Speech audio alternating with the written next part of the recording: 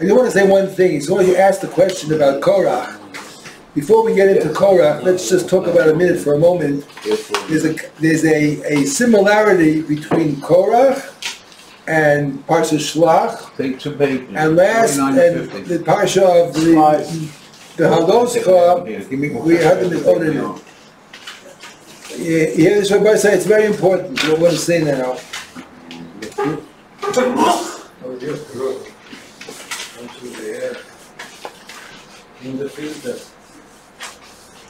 We find that in this week's Parsha in Shlach, what do we have? We said, Hashem said, this generation, even though Moshe Rabbeinu was mispal for them and he pleaded for them and with their advocate, Hashem says, Salachti kidvarecha, but he says, they're not going into Israel. They are not going in. The generation is going to die out. Maybe the women were excluded, could be, but the men certainly died out. And that's why we have Tisha B'Av every year, and they had it in the Midbar for 40 years. They used to dig graves on Tisha B'Av, and some people came out, some people didn't come out. The question is, why was the Kadosh Baruch Hu so makbid, so machmir, and he wasn't totally meichel them? Whereas you see by the base of Mikdash, the first base of Mikdash, there was a Avodah Zarah, Gili Arayas, Shvichas Damim, and Hashem was meichel. And the second base of Mikdash. With the chet of the Meraglim, he was not. Now, there's one common link between the chet of the Meraglim and Parshas Korach, which is coming up. Korach also, there were complaints, and the complaints started back in Bahaloska. They said, oh, we'd like to have our watermelons and our cucumbers that we had in Mitzrayim delivered.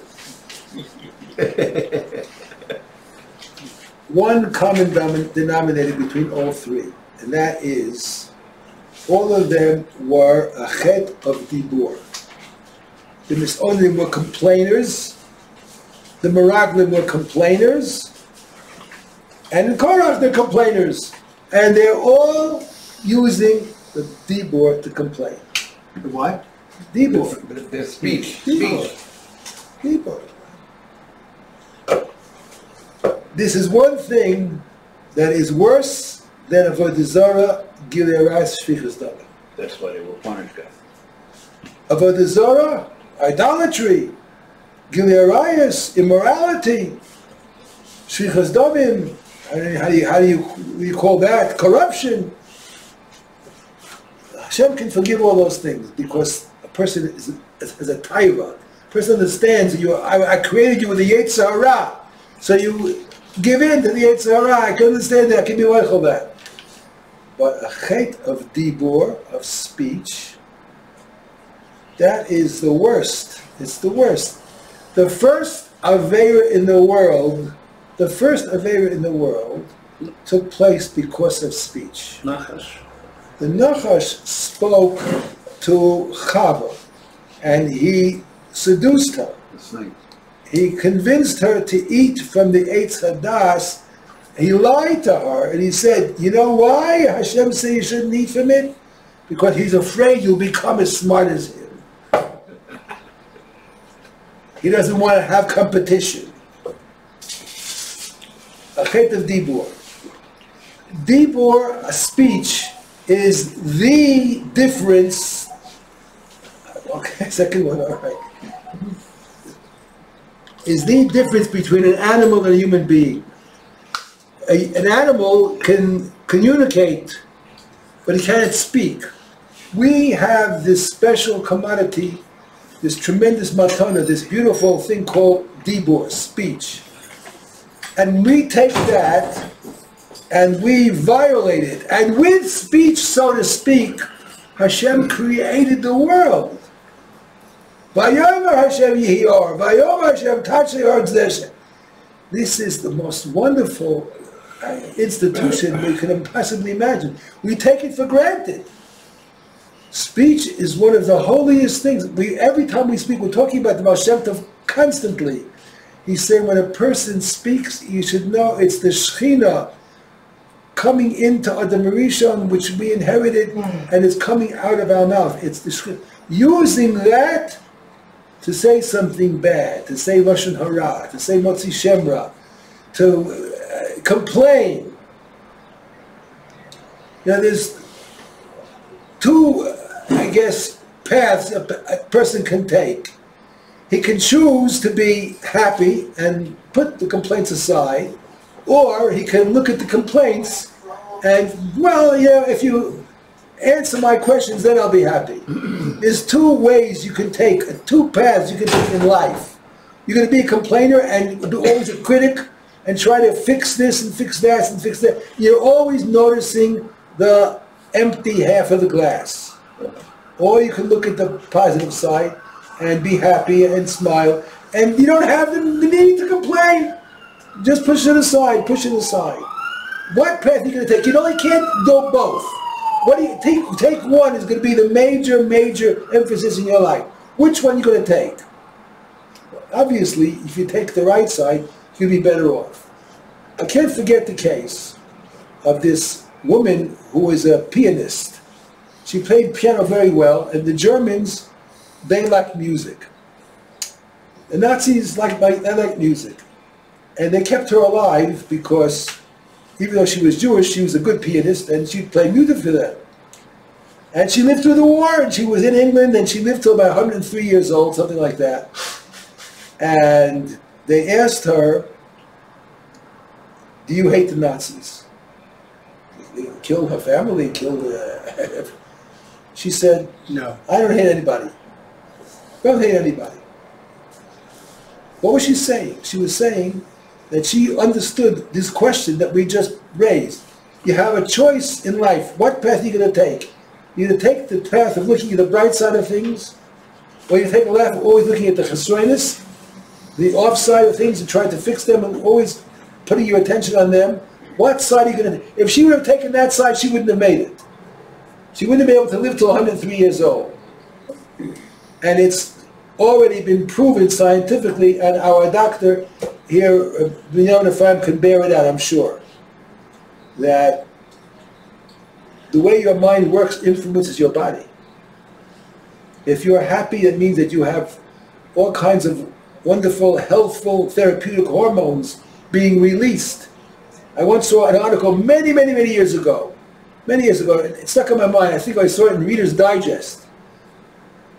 If you even force a smile, force it, it causes a release of therapeutic hormones in your body.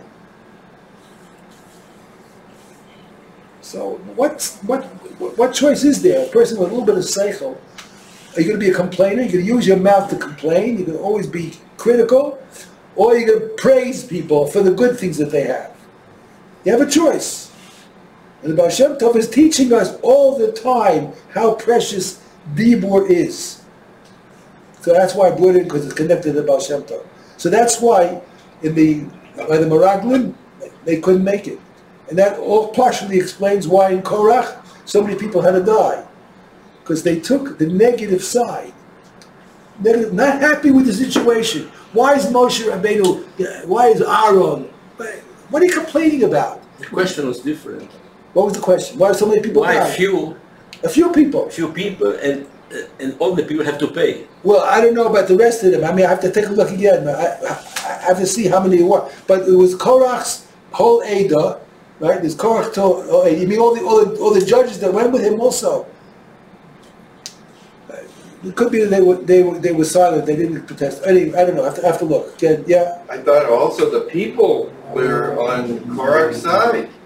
The general population said, "Oi, we don't want to go." The 40 years in the desert, right? The tribe of Yehoshua ben Nun and Caleb ben Yefuneh. They really rebelled after they killed okay. 200. They didn't do anything wrong. They didn't say anything wrong. So, in order for speech and complaint to have consequence, people have to listen to it. They have to have the will and the desire to believe it. And most people, unless I'm just totally wrong, did not really side with them. They heard what they said, but they didn't really agree with them. Well, And we're punished. for I'm still, generations. I'll tell you, I'm not into the mindset of Korach yet. I'm still in Shlach. Okay. Next week we'll get you. No, but there is, I have one important question though. All right, go ahead. Yeah. It can be exceedingly difficult to tell the difference between the negative and the positive sides. It could be. It could be. It could be. And I know for me personally, I have the most difficult time. Okay. Maybe it's like the Hegel, you know, because they didn't protest or didn't speak up against it, I'm they're all gonna- guilty. I'm going to tell you one thing now, that it may be difficult for you to understand it, but it's the truth. And it's about Korach, even though I'm not into the whole details of everything that happened yet. I'll give you a general outlook. And it's very, very important to remember this for everything. Everything. Now, if you think about it for a moment, the whole story of Korach doesn't make any sense whatsoever. No sense whatsoever. You have to understand who Korach was. Korach was a person who was a Levi. A Levi. And at Har Sinai, the head of the Egel, Hashem said, Moshe Rabbeinu, Mi Hashem Elai. Here are people who are over the Zorah, they're dancing and they're worshiping this calf, golden calf. And Moshe Rabbeinu gets up and Hashem says to Moshe, go down there and take care of it. Moshe goes down, Mi Hashem Elai. All Shevet Levi came to the side of Moshe Rabbeinu, showing support for him, and not wanting to be part of that immoral group who are being over the Zorah, the Egel. Korach is part of it. And Korach understood. Moshe Rabbeinu was up on Har Sinai, 40 days, 40 nights, no eating, no drinking. This is something superhuman. And he comes down and he's healthy, and he's not weak. And he knows that Moshe Rabbeinu led them through the Yam Suf with all the Nisim. Moshe Rabbeinu and Aaron also were instrumental in all the Makkos and Mitzrayim. Would anybody of normal intelligence, as we say Korach was supposed to be a big chacham too. Yeah. A big chacham and also a wealthy person. Right? Would any normal person think that they can remove Moshe Rabbeinu from being the leader of Am Yisrael? Any normal person think that? So you have to say, well, maybe he wasn't normal, Korach. But why should I assume that he wasn't normal? Korach was a very smart person. He had tremendous amount of revelation. He stood at Har Sinai with everybody else. He stood there. He heard the Adonai Hashem Elohim. Everybody else. How can you have even the slightest imagination that you'd be able to be successful in removing Moshe Rabbeinu from the leadership? Ego. Whatever you're going to say, it makes no sense. Mm-hmm. And he had his advisors, he had his friends. They should have said something. How can you possibly think that you're going to win? You want to remove Moshe Rabbeinu from the leadership? Are you out of your mind? This is 100% going to fail. It cannot be successful. And if our little minds here, sitting here today, understand such a thing, realizing who Moshe Rabbeinu was, it's insanity. The person who tries to do such a thing, we'd say he probably needs some psychiatric help. Something going on here. The questions that he's asked, Yeah, that's all Narishkeit. It's a game. It's all a game. So how could such a thing have happened? How could it happen? Now listen to what I'm going to tell you right now. And it may take time to digest it, but you have to digest it. Believe me, I've been teaching this to groups over the years, and everybody who has a balanced, logical, rational mind realizes that it's the truth. I'm not saying it myself. I believe it. I came to this. Min Hashem, they gave it to me. Min Hashem, they gave me this realization, and I taught it to others. I'm teaching it to you now. Because you asked about it. The most, I would say, deepest and spiritual and holiest concepts are the simplest. We make all kinds of complications and with everything the source, a big forest, how am I going to get through it all?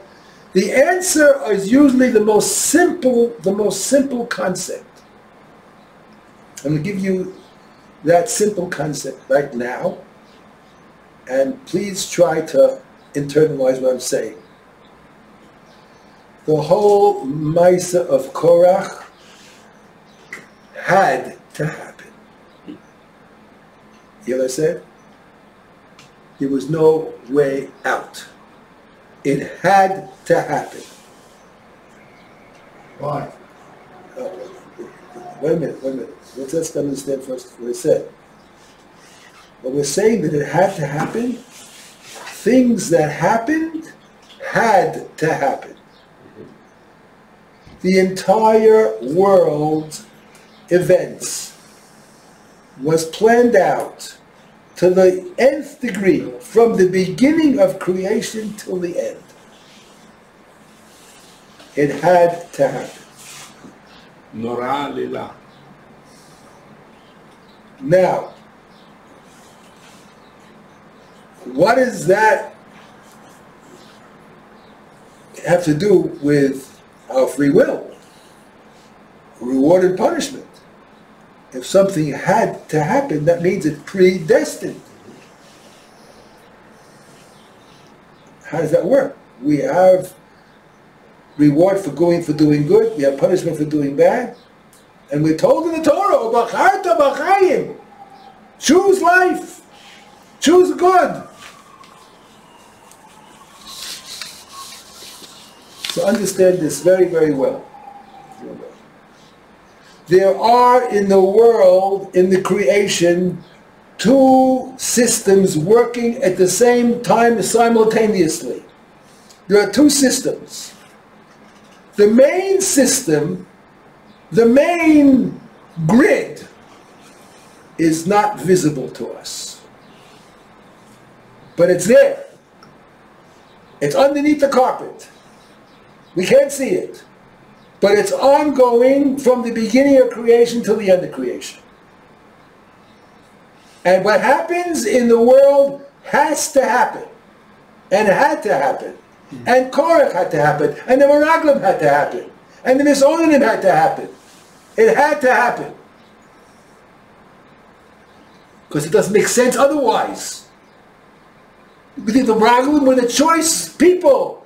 They were chosen by Moshe Rabbeinu. They were all tzaddikim, kulam anoshim, all chashuv people. What do you mean they're going to all of a sudden make a plan and rebel and say it's not good? What does it mean? Does it make any sense? Korach, the brilliant, the Pikeach, Korach, the Pikeach. You're going to dislodge Moshe Rabbeinu out of your mind. How can you even have a havamina? How can you even entertain the thought, B'chla? Doesn't make any sense. Well, you're a fool. I would never invest with a guy like you. You're out of your mind. I said, back to you. You want to go topple Moshe Rabbeinu? You know what Moshe Rabbeinu is. You were at Har Sinai. Hashem said, Moshe Rabbeinu, Moshe Avdi. Doesn't make any sense at all. The person to take on such a project, he's going to topple Moshe Rabbeinu. No matter what you're going to say, it doesn't make any sense. The answer is, everything that happened in the past had to happen. It had to happen. That means it was predestined. That means there was no free will. But that's all beneath the surface. We are asked to live according to the Torah, which is above the surface. And we have to make choices as if there is no grid beneath the surface. We have to live according to what the Torah says. Choose right, don't choose wrong. Say the truth, don't lie. If you do, you're going to get punished if you lie. We are expected to live that way, and we are judged that way, and it looks most of the time as that's the way it happens. Based on our behavior, our choices, what we say, what we don't say, we're going to get reward and punishment according to the way we choose. The brilliance of HaKadosh Baruch Hu's intelligence is that very often they coincide. The grid underneath and the grid up on top underneath, and it looks like we understand, if we understand that both of them work at the same time. But sometimes they do not coincide. Sometimes it doesn't make any sense at all. Like the case of Korach. Doesn't make any sense at all. That he can even do such a thing. Doesn't make any sense. Not rational, not logical. It's stupidity to think you can dislodge Moshe Rabbeinu from the leadership. No concept, with no concept. Even Miriam and Aaron didn't understand the greatness of Moshe Rabbeinu. So surely Korach did it. How can you have even entertain a smattering of a thought to think you're going to be successful? Doesn't make any sense. So why? Why did it happen? Because it had to happen. It was predestined. Why did it have to happen? That's Hashem's plan. We don't know what's going on underneath. We do know one thing. When Hashem gave us the Torah, and He showed us how the world was created, He did it in two stages. Vahi erev, vahi voker. The world works with ups and downs. It's not steady, straight. There's ups and downs. There's yale v'yovo. The ups and downs. The whole world works on that cycle. Vahi erev, vahi voker. There's a period of darkness, period of unclarity, and then at the end there's light.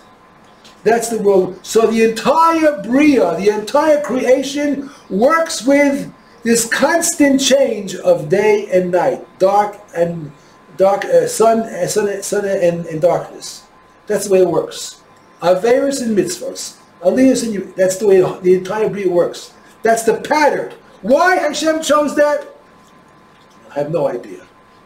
He could have made anything he wanted. Anything he wanted, he could have made. But he chose that, the pattern of the world. Vahi erev, vahi voker. There's got to be a period of night and then day.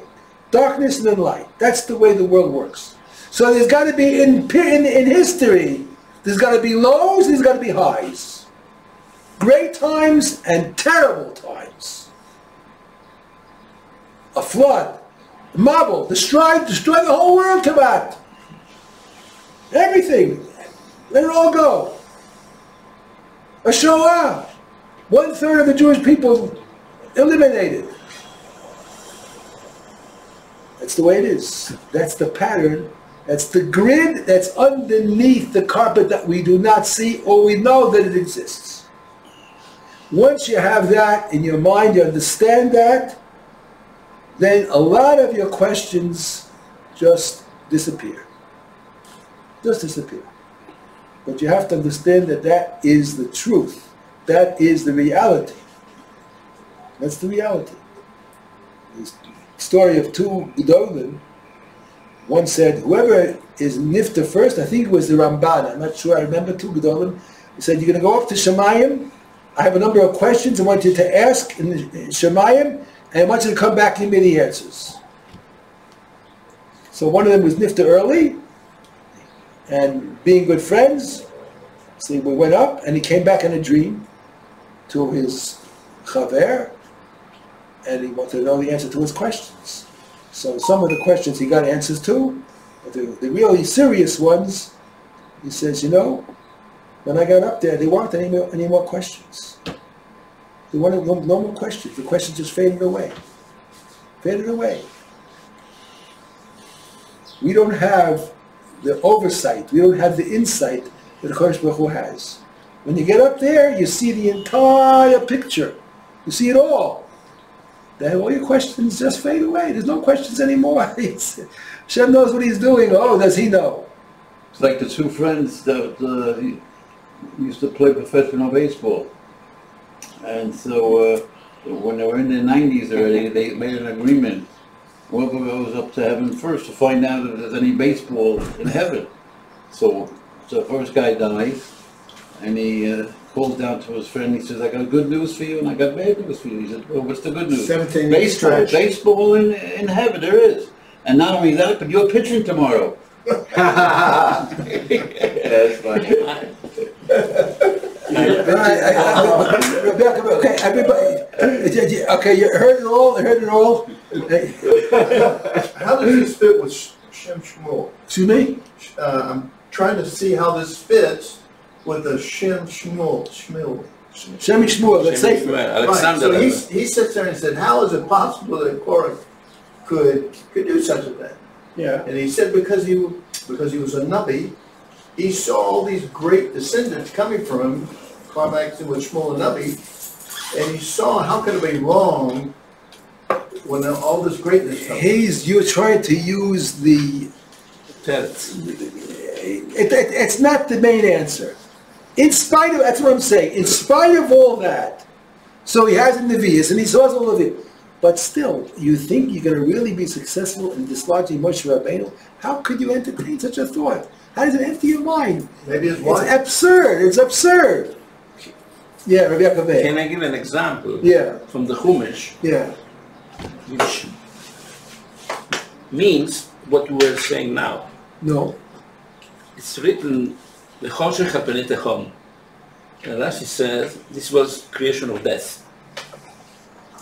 Then it says, because you ate, or because you listened to your wife and you ate of the tree of life, It's a dust. you will die. It was already preordained that you would die. Of course. So you have liberty of choice, freedom of choice, and you are responsible, even if it is already. Absolutely. As I said, both systems work together, and sometimes you can see the connection, but sometimes you cannot.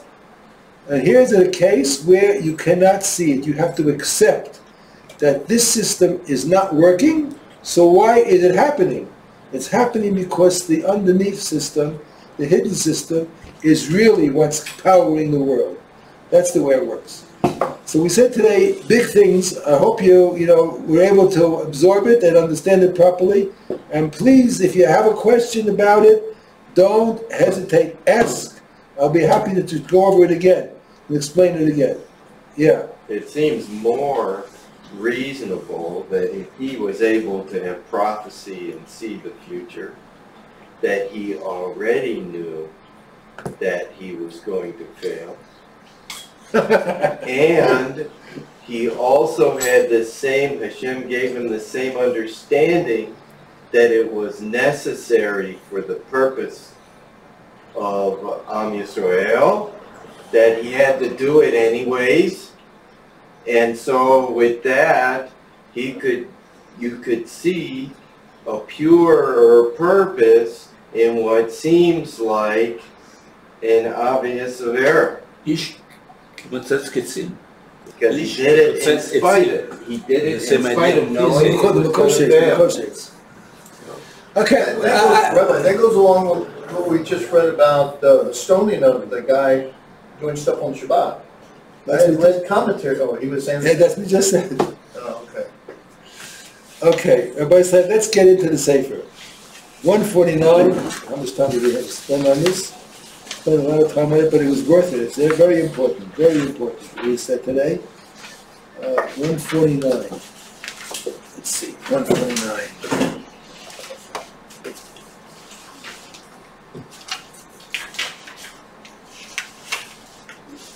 Okay, now here's a very important Indian tefillah. 149, Shemati. See that in front of you, or Shemati? Mimori. This is one of the Talmidim of the Baal Shem Tov.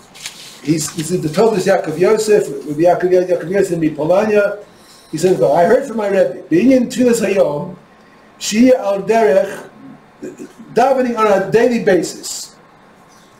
Shia al Derech Isa in Shulchan Aruch in the Torah, it says the following: Ani ma'orer hashachar, ve'ein hashachar ma'orer osi. David HaMelech said that. What does that mean? It means, Rabbi Ephraim, he'll be very appreciative of this. You go to sleep at night. Now some people tell me, when I hear the birds chirping, I wake up in the morning. And some people say, I wake up before the birds. Right.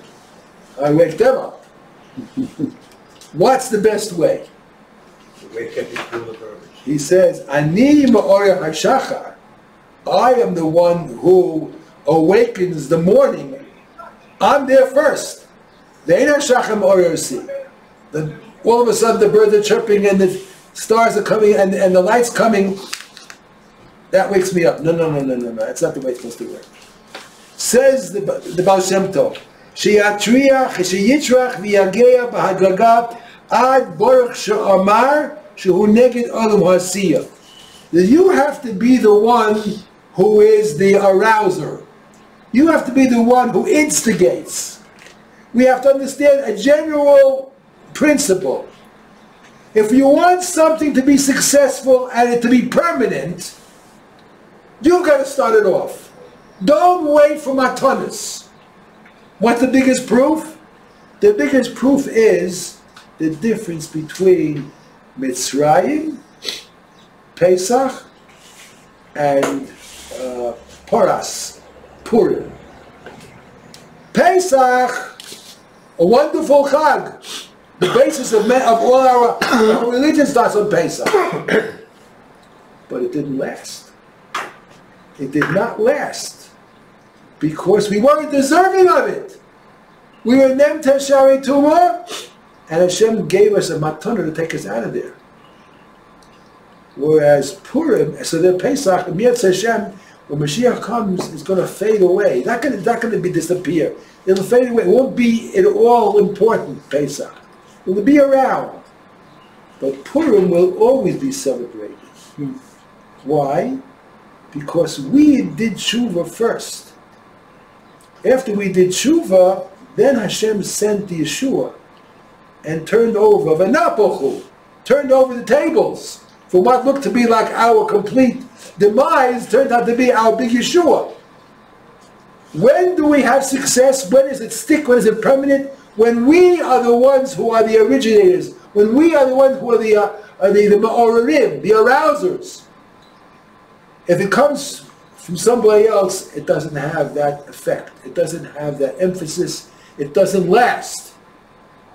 So after Pesach, the first day we got out, and we have to start building ourselves up all again until we're ready to reach. When we work, then we can get shuas. Then we can come to Kabbalah to Torah. After we work first. We work first. Then we can get the reward on shuas, because we did it first. Pesach is not enough. Pesach just got us down temporarily 24 hours. That's it. But Purim, that's the second Kabbalah to Torah that's going to remain permanently, because we worked, we did tshuva. Can't you say the same thing for Hanukkah? If to think about how it worked there, could be, yeah, probably, yeah. So he's saying the same thing applies to davening. You're waiting for a Shemayim, Hashem should come to you in davening and wake you up and say, get into it. No. You have to put yourself into it. You have to wake up early and prepare yourself and build yourself up. One level of davening, the next level of davening, higher and higher and higher. When you come to the Shemona Esrei, you worked. And now, Hashem, you worked? Okay, now I'm coming to you. Now I'm letting you into my door, now we're going to have a communion. Because you worked hard. But don't wait for the birds to wake you up. You wake up the birds. You feel that when you daven nates every day. Your whole day's different. That's right. Your whole day's different. That's right. That's what he's saying over here. Ani ma'oreh hashachar. Work hard until Baruch Shema. The Kabbanos. Say the Kabbanos, say the Ketores. What Shlomo Zalman Auerbach said is a little added extra matana. You want to keep the doctors away? Mm-hmm. You want to keep the doctors away? make sure you say the Ketores every single day. In the beginning in the morning, before with the Kabbanas, afterwards Ein Kelokeinu in Pita Makatores over there, and again before Mincha. Make sure you say the Ketores every single day. It's a big skula to keep away all negativity and all sickness. Say the Ketores. Even before Mincha, huh? Before Mincha, yeah. Does it help also for others? You Because can, when somebody is ill, you sit here in this capital and you that can capital. give him the skuyat, of course, why not? But also Pita Makadores. Yes, you can give him the skuyat. I'm saying for them. Sure, you say Tehillim to somebody else, why can't you say Ketores to them too? Sure you can. Rabbi, what's the Ketores? The sacrificing of the incense. Look in the siddur, in before in the morning, you'll In see. the morning. In Ashkenaz it's before Aleinu. No, they have it over there also. They have it. Ashkenaz also has it. They have it in I'm Kabbalah. saying in Ashkenaz, Yeah. Siddur is before Aleinu. But they don't have it in the I morning. know Aleinu, I don't know. It's not before, but- I don't swear, I don't know. No, it's got to be there. Yeah, part of the Kabbalas. Okay. Part of the Kabbalas. All right. The Ashkenazi It's did the it part that you earlier. skip every morning. Well, no, the It has to Spartans do did it with the earlier. incense. The Spartans did the incest first, Huh? I do and skip. the You skip it, Ashkenazi do the of course. carbonite first. Yes, we finish with Most of the Aleinu. people skip it here in the morning. The Sfat, the It's very Ashkenaz important to say. start with That's why Aleinu. it takes me so long. So all it means is another 10 minutes earlier. Come into shul 10 minutes earlier. You can say it at home too, it doesn't matter. But to say the Ketores every single day, Right. that's a part of Olam Hasiyah. That's the first level. The first level. Baruch Shema, Ad Baruch Shema, Neged Olam Hasiyah. Shehu L'matav Makom HaKlipa. You see what it says there, Makom HaKlipas? That's where all the Makatregim are, all the Tumah is. That's where you have to say the Ketores. So you put down all the Klipos. That's the big skula. Say that. That's the first level. Then add to your enthusiasm. Add to your enthusiasm. After Baruch Shema, Baruch Shema ad yishtabach shu yitzir. You have to realize you're now going up a level. You have to, in your mind, it's all in your mind. You don't see it, you don't feel anything. You just have to know it. Then up until Baruch Shema, you're at the lowest level. You're at the level where all the negative influences are, all the Mekatregim, all the problem makers. And you say the Ketores, it knocks them down. Keeps them away from you. Then you go, after you've done that, you got rid of all the flack, all the people that tried to distract you, you go up higher. The Baruch Shema Yishtabach, you're in the next level, the Olam Hayetzira. The Ein Klipas Kol Kach. You don't have so many people or things disturbing you. Because you're going higher in Kedusha, so less of them hang around. Come up, Asiya. Or then after Yishtabach Ado Amida, have even more concentration. After Yishtabach until Shmona Esrei, this is all the area of Birchas Kriya Shema. Then you're really getting into the heavy stuff. And you should know, the Baal Shem Tov says that here in this sefer right over here, you see, take a look at your page underneath that you're looking at underneath the Makor Mayim Chaim. Look at the Makor Mayim Chaim. Left side, the paragraph that starts towards the bottom, Va'ayin b'sefer Loshen Chasidim. You see that? B'inyan Tefillah Os Tes Shehitik b'sefer Tolis Yaakov Yosef Parshas Va'era Daf Mem Gimel Amadalit V'zeh V'losho Shamaiti b'shem Mori. I heard from the Baal Shem Tov. Ma shenemelo mishamayim. Look at this. Baal Shem Tov said he got a message min Shamayim. Tam ichur bias Mashiach. Why is it taking so long for Mashiach to come? It's amazing. Min Shamayim this came as an answer to the Baal Shem Tov. She'ein ma'arichin bi'avo rabo. Hear that? Hear that? Abba Rav Todu. You're over there stating how much love Hashem has for you, and over there you're asking, Avinu Avarachamon Amrachem Rachem Aleinu v'seim b'libeinu bina lahavin v'harein v'sarasecha. That is the place to pour it on, to really pour it on. And you're not pouring it on, so how you expect Mashiach to come? Are you showing that you really have an opportunity every single day to do it? That's the problem. It's every single day. But nevertheless, you have to think of it as a new experience every single day. You have to pour it on. Ask HaKadosh Baruch Hu to show His love to you, to show His Rachmanis, to give you insight, to open your mind, to let you do the mitzvahs. That's what he's saying in Abu Rabbah.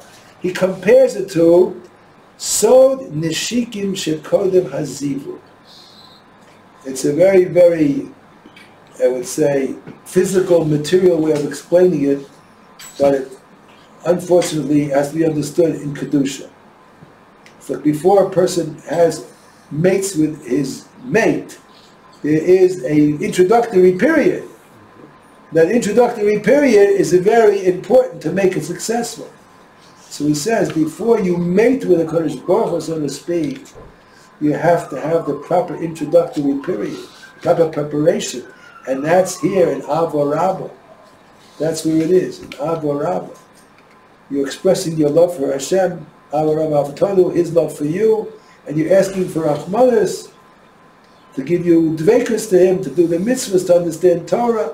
You want to come as close to Him as possible. You have to express that with a lot of emotion. And that will bring Mashiach. He says that Minashamayim they told about Shem Tov. That's why it's taking so long. And you know who's responsible? Not the Chilonim in Tel Aviv, or the ones who are into all over the world. They're not responsible. We are. He's talking to the ones who are mispalo, or the ones who are religious. We're responsible. Who are the ones who are saying this every morning? How many? We're the ones who are holding it off. It's our responsibility. What do you think of saying when you met with your wife? Excuse me? What does one say when he met with his wife? Or thinks? He's not talking about that, what you say. No, but you made a comparison. I'm saying the Shmona Esrei is considered to be like mating with one's wife. Okay. Before mating with one's wife, there's an introductory period of preparation, and then the mating. So the Shmona Esrei is the mating, and the preparation is Avo Rabbah. It's called Sod Nishikim. That is Shema Yisrael. That's the preparation.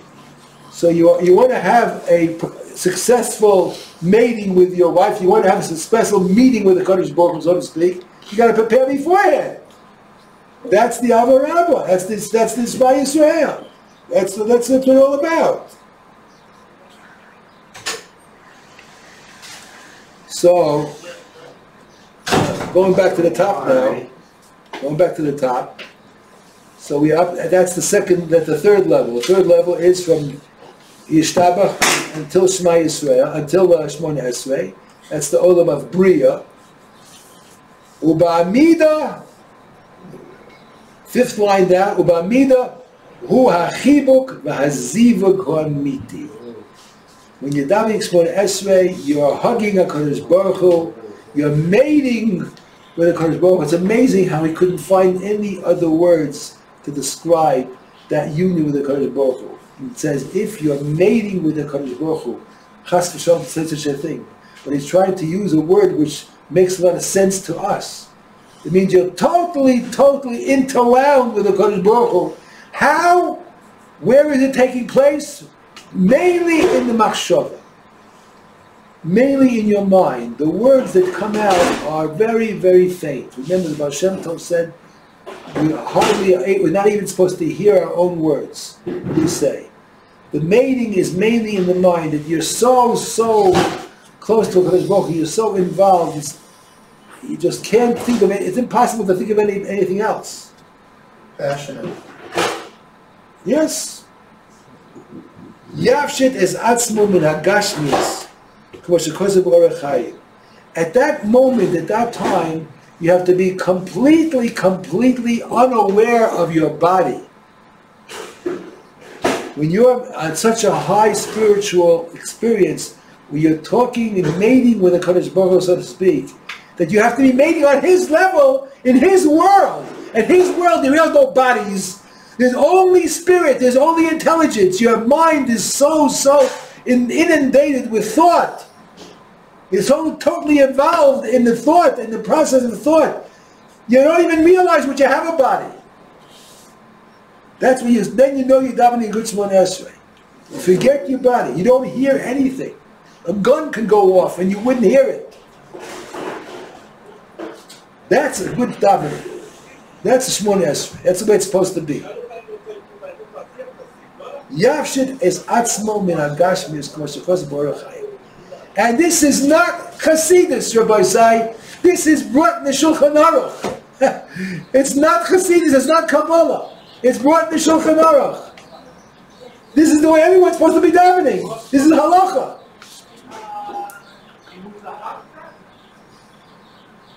You know anybody that davens that way? Am I right in teaching davening?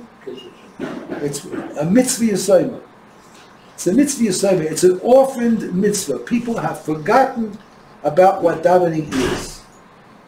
They have forgotten what davening is. No concept. No concept.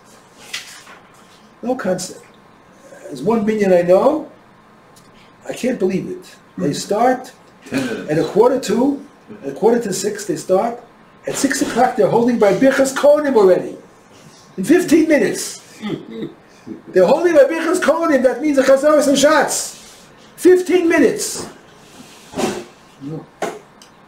What kind of party is that? I don't even know what it is. I don't know how to explain to you that, how to describe it.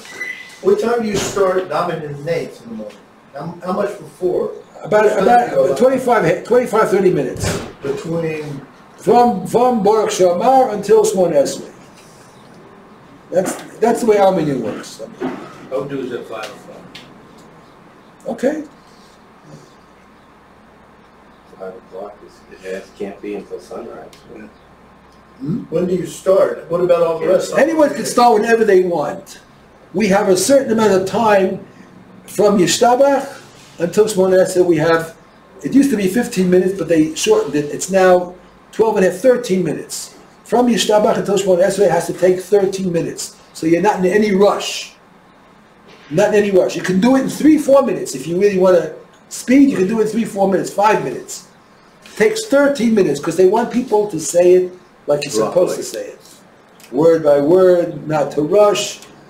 This is what the Moshe was talking about. But I haven't found a minyan that does it 13 minutes. So you keep your own watch, keep your own pace. Right. You just have to know. You have to know only that you're going to start Shemona Esrei with them. Can you start just slightly earlier? Excuse me? Can you start slightly earlier? Of course you can. I heard you had to be in Toronto together though. The main thing is you have to meet Shemona Esrei together. Start Shemona Esrei Okay, together. so then I can just start early and take... As early as you want. Early as you want. Do it the way you think you'll be able to do it properly. That's it. It's unfortunate, we find ourselves in a mabul. It's a mabul of people who don't know what davening is. They just don't know. I think the Breslov over here, they know how to daven pretty well. Well, okay, good. I'm glad. Then Have you seen that? Have you ever gone to this? Oh yeah, sure.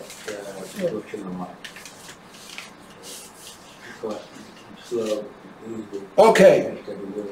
So what does he add about having made children? I'm the first one there. okay, that's the next piece. All right. The next line, Yaakov Meir asked the next line. Now, you understand, he's using the same kind of metaphor. If you are mating with a Kodesh Baruch Hu, so what happens after mating? If you're successful, so to speak, there should be a child, conception of a child, right? So, what it means is that if you're, don't forget, you're looking at yourself as a man, correct? You're looking at yourself as a man, but you have to realize everything is relative. Even though we're men, when it comes to our relationship with God, We're no longer men. We are his mate. And you're not going to say God is the woman and we are the man. That wouldn't be respectful at all. To say that God is the woman and we're the male and we're the men. Kol Am Yisrael, all of the Jewish people are considered Hashem's female partner. He is the male. We are the female. Even though we are men, but as far as our relations to Hashem, we turn into females. The nation as a whole are considered to be Hashem's female partner. And when we have a proper mating, the result will be that will come down an energy which is considered to be like a child. When we show Hashem that we're interested in having a mating with him, oh, that's wonderful. Now I have someone to talk to. I have someone I can converse with. You're interested? Okay, I'm going to go along with you. And I'm going to give you all the energy and all the needs that you need. It'll be as a result of our mating. I'm going to send down wonderful, wonderful energies. That's called the Zohar. It's called the Zohar. Yoled Zohar. Isha Kedazriya Tchila, Yoled Zohar. The wife comes along and she says, let's mate. Oh, husband says, oh, my wife is smart. She knows how to talk to me. She knows how to arouse me. Fine. Okay, I agree. And a child is born and he's a male. That's what it says in the Torah. Isha Kedazriya Yoled Zohar. But what happens, what? You wake up the morning. You show that you're interested first. You don't wait for Hashem to wake you up. You wake the Shachar up. You wake the morning up. You're showing that you want to have the communication with the Kodesh Baruch Hu. You want to have the mating. We are Hashem's mate. We want to be with him. You want to be with me? Okay, fine. Now we're going to have a successful mating session. All right, that's it for today. Rabbi, I have a